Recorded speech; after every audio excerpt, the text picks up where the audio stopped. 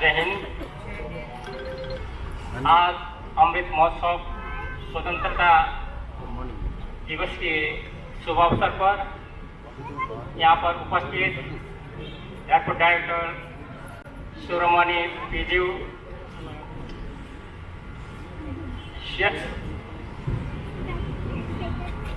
Deputy commandant CISF Shri C.K.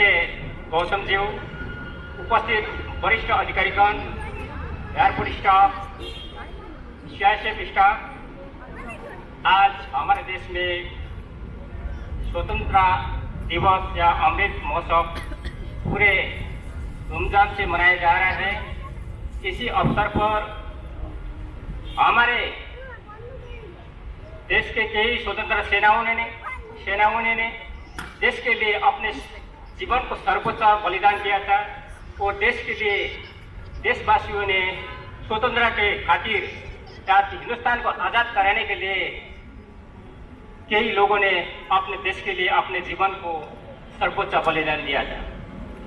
इस स्वतंत्रता के बाद भी हिंदुस्तान ने कई ऐसे युद्ध लड़ी है, जैसे 1962 भारत चाइना का युद्ध, 1965 भारत पाकिस्तान युद्ध, 1971 भारत पाकिस्तान युद्ध और 1999 जो कारगिल युद्ध जो भारत और पाकिस्तान के बीच हुआ था।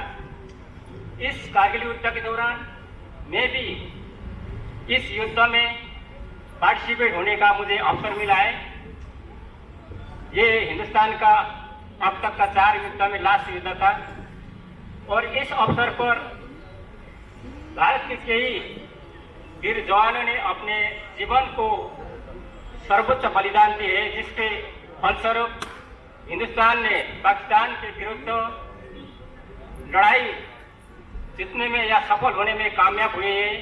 ये हमारे देश के लिए बहुत सौभाग्य की बात है कि आज हिंदुस्तान विश्व में सबसे उच्च दर्जा पर हिंदुस्तान का नाम है।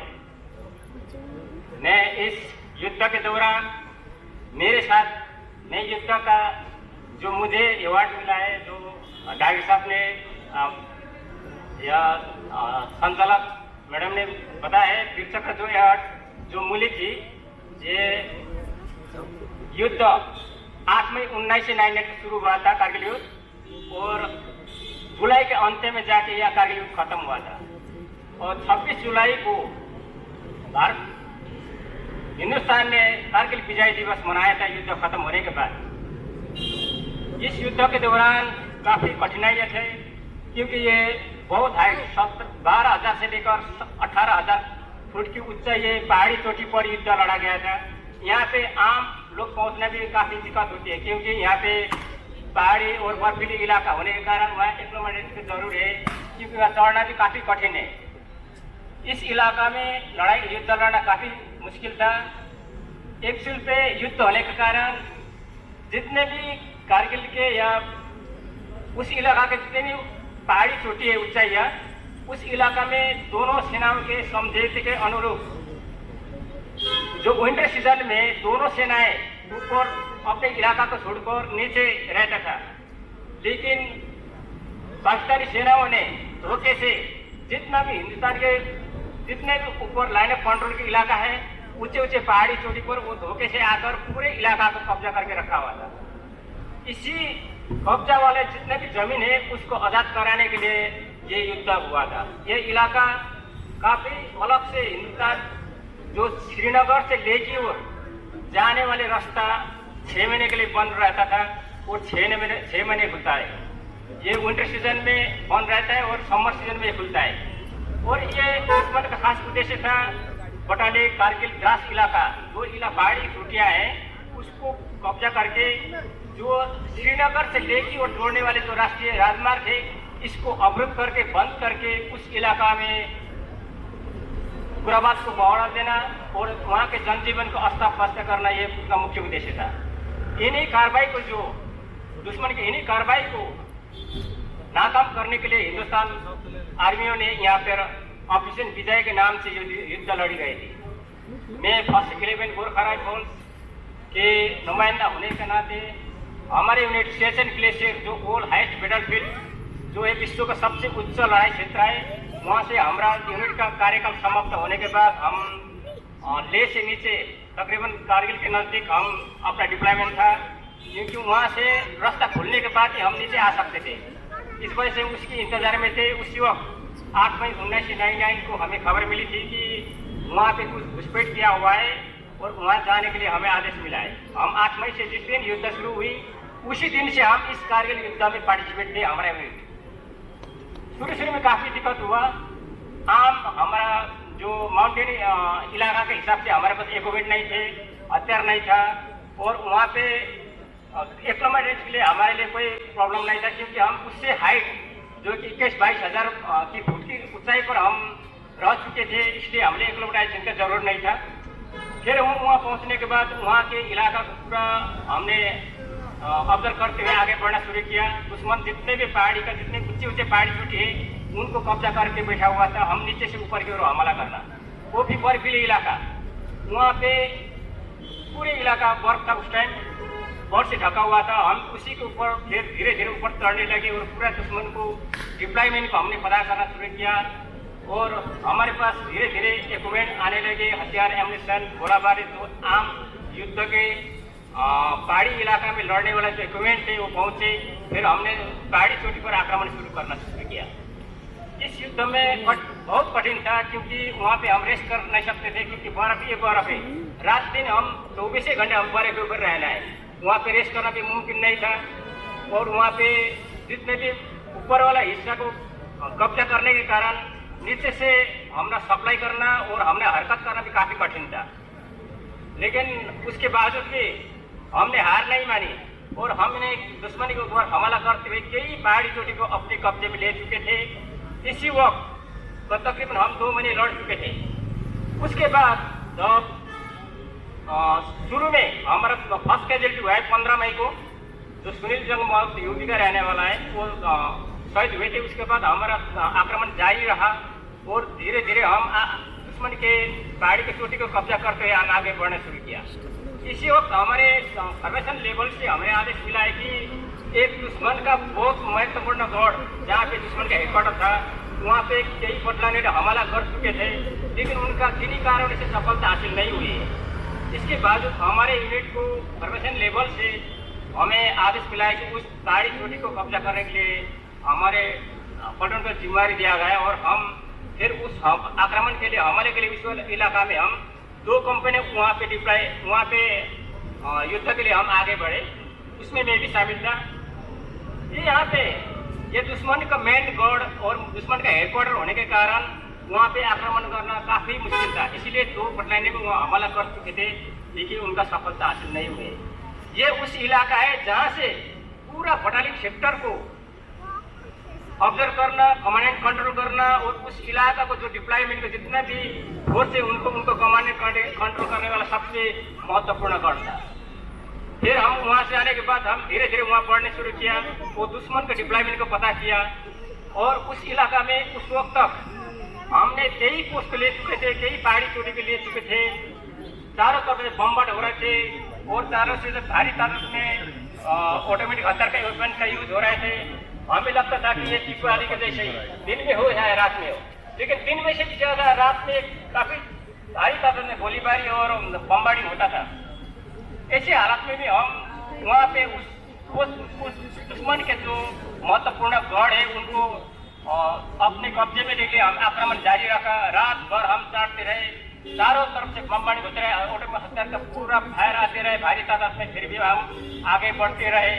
इसलिए इस प्रकार हमने तकरीबन रात भर चढ़ने पर सुबह हमने वहाँ पर आक्रमण किया था और पूरे इलाका को हमने दुश्मन को खत्म करे, कई भागने में भी सफल हुए। पूरा इलाका को हमने खत्म किया और दुश्मन को जब मतलब आमने सामने का युद्ध हुआ, जो बंकर के पहाड़ी के चोटी पर पहुंचने के बाद तब हमने हथियार से भी ज्यादा हमने क्लोज जो बंकर के अंदर युद्ध हुआ ज्यादातर हमने खुपरी से इस्तेमाल किया है, क्योंकि हम जाती हथियार हमारा खुपरी है। इस वजह से हमने क्लोज फाइट में हमारा अपने वेपन से भी ज्यादा हम कारगर तरीके से हम इस्तेमाल कर सकते थे, वहाँ पर ये कार्रवाई किया है और पूरे इलाका को हमने कब्जे में लिया है। कब्जे में लिया ऐसे कई और पहाड़ी थे। फिर आगे बढ़ने शुरू किया हमने और कई ऐसे पहाड़ी थे कि जहाँ पे अटैक करना भी काफ़ी मुश्किल था, टाउन रीच होने के कारण डायरेक्ट अटैक करना भी मुश्किल था। और इसी अटैक के दौरान मुझे जो कमांडिंग अफसर से मुझे आदेश मिला है कि अंदर दुश्मन के अंदर जाके, क्योंकि डायरेक्ट हम पे कब्जा नहीं कर पाते, अटैक कर नहीं पाता था, इसलिए अंदर घुस के दुश्मन के एरिया में घुस के उनके पीछे से काउंटर हमला करना, ताकि उसका ध्यान पीछे उनके आने जाने की रास्ता पर हो और यहाँ से हम हमला कर सके। ये सोच विचार से मैं अंदर जाने के लिए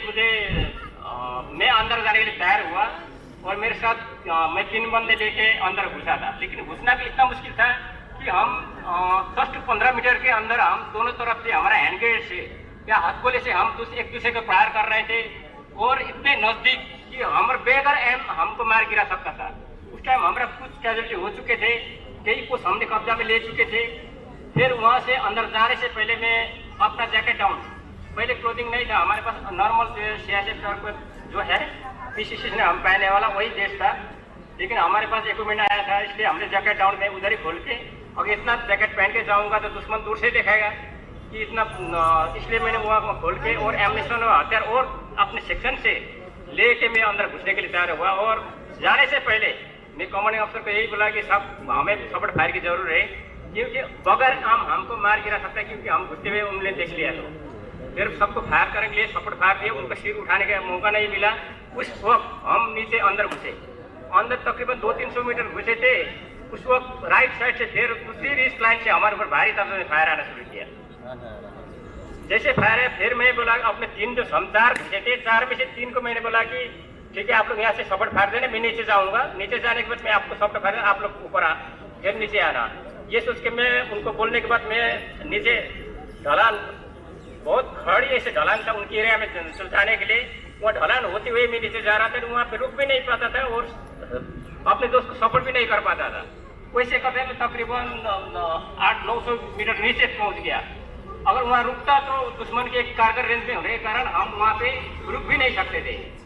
फिर धीरे वहाँ पहुँचने के बाद मुझे उनका आने जाने का रास्ता मिल गया, टेलीफोन लाइन था, टेलीफोन लाइन को काट दिया, पूरी से काटने के बाद फिर मैं आगे बढ़ना शुरू किया कि अपना तो 3 बंदे थे उनको सपोर्ट फायर दे के वो नीचे आ जाए। लेकिन ऐसा हुआ नहीं, मेरे ऊपर और भारी तादाद में दूसरी साइड से भारी तादाद मेरे ऊपर फायर शुरू किया। लेकिन मुझे बहुत अच्छी जो छुपने का जगह मिला था, वहाँ से मैं देख भी सकता था, ऑब्जर्व भी कर सकता था और काउंटर में फायर नहीं किया उनके ऊपर। तकरीबन मुझे 20-25 मिनट तक भारी तादाद में मेरे ऊपर फायर करते रहा। उसके बाद फायर भी स्टॉप हुआ। जैसे स्टॉप हुआ वहाँ से उनके वैसे बर्फीले इलाका और चट्टान थे, पत्थर थे, तो उनका बुट का जो आवाज है, मैं सोचा अपना आदमी पहुंच गया होगा। इसे देखा तो मेरे पास में ही 2 बंदे पहुंचे थे, उनको मैं मार गिराया, क्योंकि वो टेलीफोन लाइन बनाते हुए वो वहाँ पे पहुंचे थे। अगर उनको नहीं मारता तो मुझे मारता, लेकिन मैं खुशकिस्मती मैंने पहले उनको देखा। उनको जब मार गिराया, जब फायर हुआ उनको मार गिरा, बस फायर पूरा मारने के बाद उसको मार गिराने के बाद उनको पता चला होगा कि आगे वाले उसको कि हम काउंटर में फंस गया है, काउंटर में फंसा, हमें पूरे घेर चुका है। ये सोच के वो लोग वहाँ से फिर स्मोक फालते हुए, एक हथगोले होते, ग्रेनेड बोलते, उनके हर एक जवान के पास वो स्मोक रहता है, ताकि हम नजदीक फाइट करना हो या तो ओपन में करना हो, दुश्मन के नजदीक जाने के लिए वो स्मोक को इस्तेमाल करते हुए दुश्मन के नजदीक पहुंच सकते हैं। उसी को इस्तेमाल करते हुए वो लोग भागना शुरू किया, काफी झुंड में भागना शुरू किया। मैं ग्रेनेड लेके उनके उधर डालने लगे। मैंने 4 ग्रेनेड थ्रो कर चुके थे, लेकिन मेरा 1 मिसफायर हुआ था और 4 फायर हुआ था। कई दुश्मन को मार गिरा था, कई दुश्मन भागने में कामयाब हुए, कई कैजुअलिटी हुए, चिल्ला रहे थे। तकरीबन ये 25-30 मिनट ये सिलसिला जारी रहा, पूरा धुआं का पर्दा खत्म हुआ। उन लोगों ने सोचा होगा कि वो लोग भी फायर कर रहे थे, मैं ग्रेनेड भी थ्रो कर रहे थे, क्रॉस फायर भी मार रहा था। उन लोगों ने सोचा होगा कि मैं अकेले नहीं हूँ, कई बंदे वहाँ होगा, इन लोगों ने पक्का सोचा, नहीं तो मैं अकेले होने को उनको पता चलने से मेरे को पहले मार गिरा सकता था। फिर ऐसे सिलसिला जारी रहा और भागने वाला भागे, घायल के पीछे में पीछा करना शुरू किया। अभी मैं सोचा हूँ कि कई 50-60 आदमी वहाँ पूरा को छोड़ के कई भाग गया, कई खत्म हुए, कई घायल हुए। घायल के पीछे में उनको फायर करना लगा, क्योंकि अगर मैं पोस्ट में तो पूरा खाली होगा, मैं वहाँ जाऊँगा तो दौड़ते हुए दुश्मन मुझे देखेगा और मुझे शूट करेगा। ये सोच के मेरे घायलों के पीछे घायलों को मारना शुरू किया। ऐसे करते तकरीबन आधा घंटा तक मैं वहाँ रुका। फिर मैं अपने जितना भी हमारा मेरे पास मैगजीन भरा हुआ जो एम्यूनिशन तो वो खत्म हो चुका था। फिर मैंने एम्यूनिशन भरा, हम खुले में एम्यूनिशन उठाते थे। उस वक्त युद्ध के दौरान हम 2 महीने लड़ चुके थे। वहाँ पे खाने पीने के सामान से भी ज़्यादा एम्यूनिशन की कीमत होती थी, क्योंकि उस वक्त आदमी जो हमारे स्केल के हिसाब से एम्यूनिशन न उठा करके कई जैसे 400-500 एम्यूनिशन उठाना हो, हथगोला 10-12 उठाना हो, यही हमारे लिए एक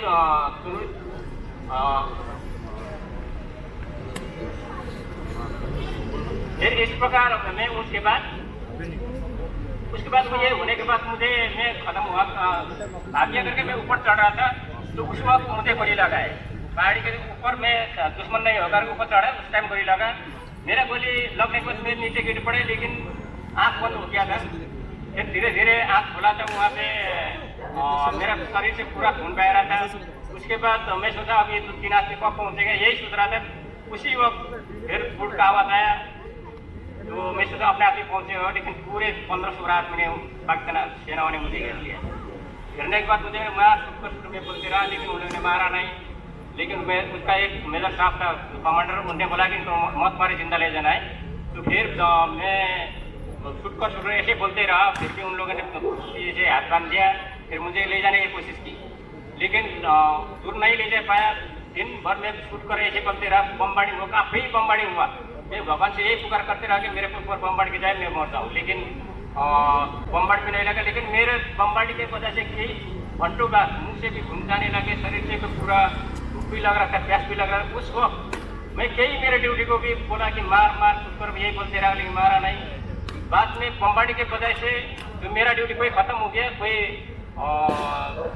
का छूट गया। उस वक्त में रात में तकरीबन 18-20 घंटे के बाद में फिर धीरे धीरे उठने के जमीन में जो पहाड़ी में चलते हुए जो ढलान में मैं खड़ा होने में कामयाब हुए, और मैं धीरे धीरे ऊपर चढ़ना शुरू किया, ताकि उन लोग मैं भाग रहा है, शूट करेगा, मैं मरूंगा, ये सोच के मैं ऐसे धीरे धीरे चलते हुए मैं ऊपर चढ़ने लगे।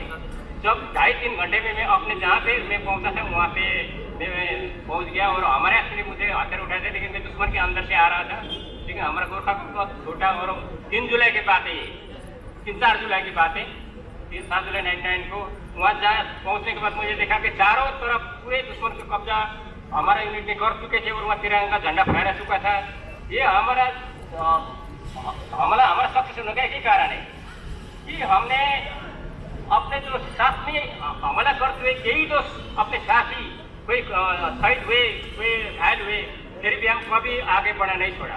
इस प्रकार हमने पूरे इलाके जब तक दुश्मन को पूरा क्लियर सफाया नहीं किया, तब तक हमने आक्रमण जारी रखा, और हमने यहाँ विजय हासिल किया। इसी कार्रवाई के लिए मुझे वहाँ से मैं अस्पताल में गया, दिल्ली से कई श्रीनगर से दिल्ली में मेरा ट्रीटमेंट हुआ है। तो इसी कार्रवाई के लिए मुझे राष्ट्रपति के.आर. नारायण का 26 जनवरी 2000 को मुझे वीर चक्र से सम्मानित किया गया है।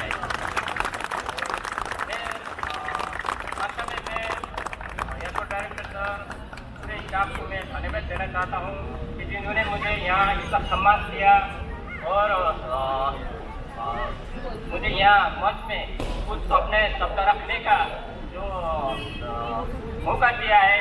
और मैं यही सोचता हूँ, आज मैं बहुत खुश हूँ कि मैंने जिंदगी का उसी दिन आखिरी दिन सोचा था, लेकिन फिर भी आज आप लोग के सामने मैं खड़ा हूँ, और अपना शब्द को जो आप लोग के सामने शेयर करने का मौका मुझे मिला है, इसके लिए